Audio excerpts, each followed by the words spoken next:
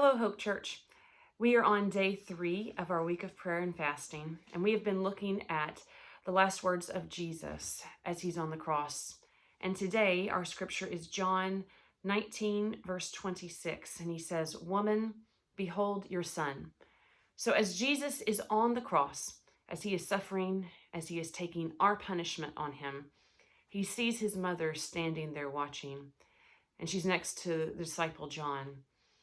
And he basically says, this is who's going to take care of you from now on. So in that moment of his greatest suffering, he is still concerned about others. And it's a great lesson for us to know that in the moments when we feel alone or when we are really hurting, he still cares for us. In Psalm 8, verses 3 through 4, it says, "When I consider your heavens, the work of your fingers, the moon and the stars, which you have set in place. What is mankind that you are mindful of them, human beings that you care for them?" And in 1 Peter 5, verse 7 says, "Cast all your anxiety on him because he cares for you."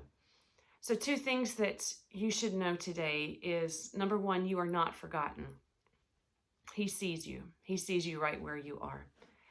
And 2, feel free, he knows what you're going through, but tell God your struggles that you may be going through because he does care.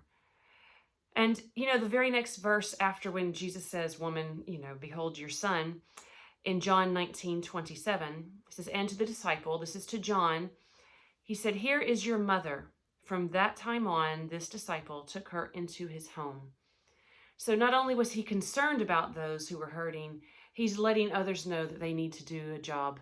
And that's what he's telling us today as a church. So the question for us is, who is he asking us to care for? So it's my prayer that we would be mindful of those around us who are hurting and listen for God's voice as he leads us to help those and be Jesus in the flesh for them. So I pray that that would be your prayer as well, and that this continues to be a wonderful week of prayer and fasting. God bless.